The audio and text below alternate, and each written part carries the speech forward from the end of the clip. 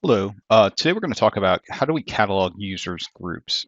Administrators of organizations often need to catalog not only data, but groups as well.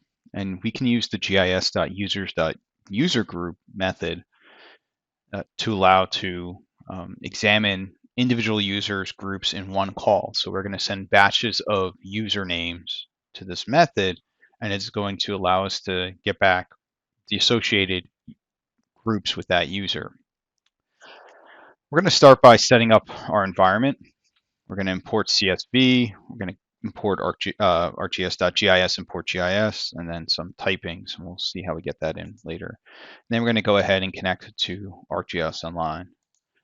Once we've done that and our environment set up, I went ahead and I created a method. Because I'm only interested in usernames, I'm going to use the advanced search on the user manager, so gis.users.advanced search, to quickly gather that information for the usernames. Then I'm going to pass it into gis.users.usergroup in chunks and then yield the result back using and essentially creating an iterator for this function. So let's dive a little deeper into this function.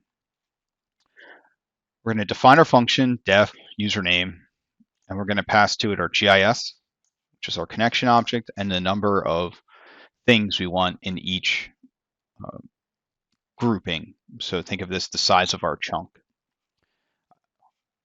The default is none, and when it's none, it'll be set to 20. Then I need to gather all my usernames for my organization. So like we said before, we're going to use gis.advanced search, pass in our org ID, set the max number of users to -1 because we want to get them all. And we want the return type to be as dictionary because there's no need to instantiate that user class. And then we parse through all our results and we make it into a list of string usernames. Once we have that, we're going to use a for loop. We're going to set our range from 0 to the length of our users, and then our group here is going to yield our I. We're then going to use list comprehension again. So for every group, we're going to go ahead and with our first one, we're going to do and collect our groups by using for each record, we're going to GS users.usergroups, pass in our usernames, and then we want to return back all of the groups associated with those users. So we set to -1. And then we do within our list comprehension, we're going to do a second loop through to create our rows. We're going to use the zip to associate them as a dictionary, and then we're going to eventually yield our results. The reason we did all that is because we're going to write our results out to a CSV file. So we're going to go ahead and create with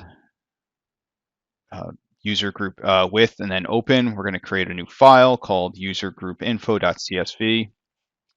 We can then go ahead and use that dictionary writer, set our field names to be username total, so which would be the total number of groups, and then the groups. We're going to write our header and then loop through that method that we created before, which is an iterator, and then write each of the results out to this CSV file. And then we can go ahead and run that. It takes a second to run. We've written our new file name, and now we can go ahead and display our results. So for each username, we can quickly see the number of groups that they're associated with and then their IDs. We could then use that in other processes to go ahead and further see what's in those groups or what they're sharing among those groups.